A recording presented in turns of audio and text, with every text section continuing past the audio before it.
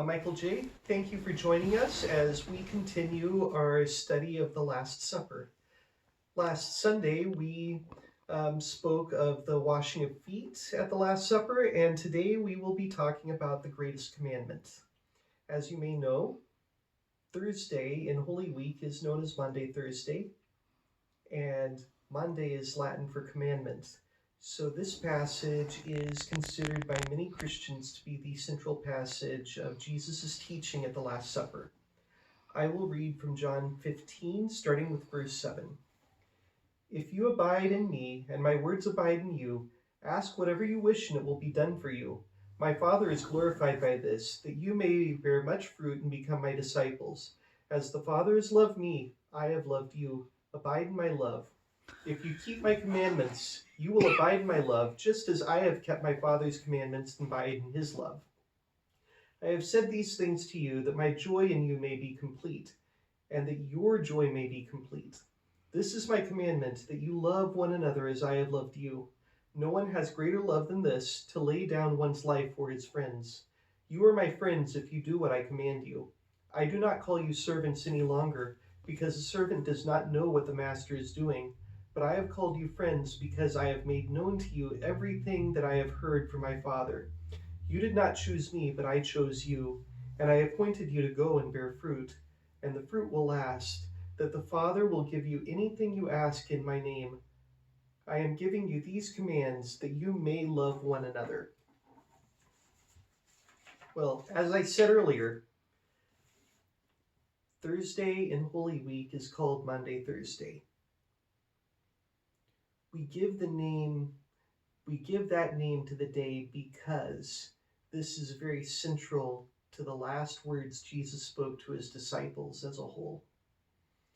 It's very important that we love one another. It is Jesus' last command to us. It's very important that our model for love is Jesus himself, the one who laid down his life for us.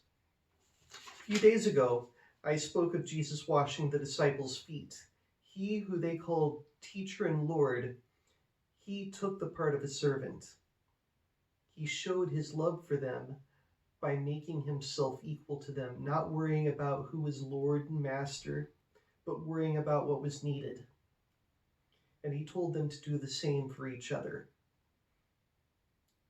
It's so easy to worry about who's in charge, who's a servant, who's the master, who has priority. But that's not the rule of love. The rule of love is seeing what is needed, what is necessary, taking care of each other. Jesus went on to say, you are my friends. And he contrasts friends with servants. Servants don't know what the master is doing. Friends do. Friends share with each other. Friends discuss things. Friends share goals and dreams. Servants work because it's their duty. And the best way to describe that is I, like most people, am a servant. I work for pay. I have another job other than being pastor. And I'll tell you something, I like my supervisor. He's a great supervisor. He has a sense of humor, he's kind, he's fun to be around, he's friendly. But you know what? For all of that, I'm not very likely to ask him over for dinner. I'm not very likely to seek out a social life with him.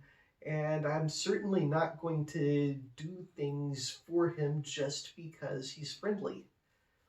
If he tells me to do something for him, I'll be motivated by my paycheck. And this is true for most of the people I know at work. I mean, you don't usually look for your supervisors to be your friends. And supervisors don't usually look for their underlings to be friends either. When Jesus is eating with his disciples, things are about to change a lot. Jesus calls for the relationship between the disciples and him, and the disciples between each other to change. He calls them to live in love, in friendship. And think about how necessary that is. Christianity would not have survived the week if their ties to each other and to Jesus was the same as my ties to my employers. Being Jesus was a great teacher, but what would happen if that was all of their relationship? The arrest was coming, the crucifixion was coming. They would have been scattered. And yes, they were scattered, but if you look forward, they were already gathered together before the resurrection. They'd already come together. They were meeting in the same place.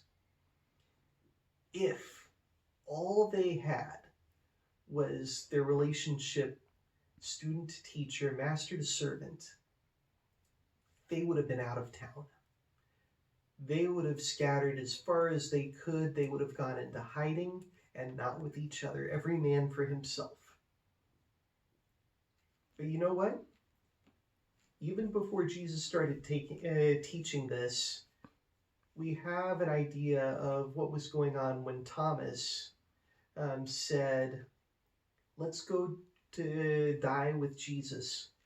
Because before Jesus went to Judea for the Passover, the disciples were talking about how the last time he was there, he was stoned.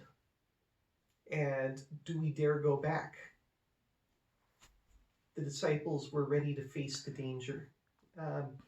They were ready to go with their friend and teacher and master, even before he said, you need to be friends, you need to care for each other. You know what? I know I'm skipping forward when I talk about the resurrection. There's a lot that we will need to cover before we get there. Next Friday, we're going to talk about Jesus' arrest at Gethsemane. And then the following week, we're going to talk about the various trials and the crucifixion.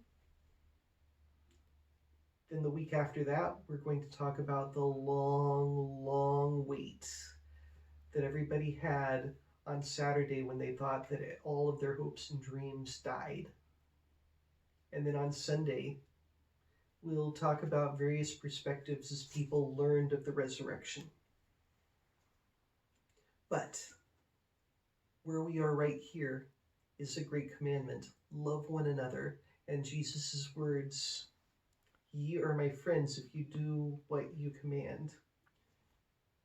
We live this command right now. And we need to consider, especially in hard times when we don't know what's going on, how can we be friends of each other? How can we love each other? And there's good news in this, good news we must focus on. We're not alone. We are in a community, a loving community of friends, and Christ himself says that we are his friend. Thank you.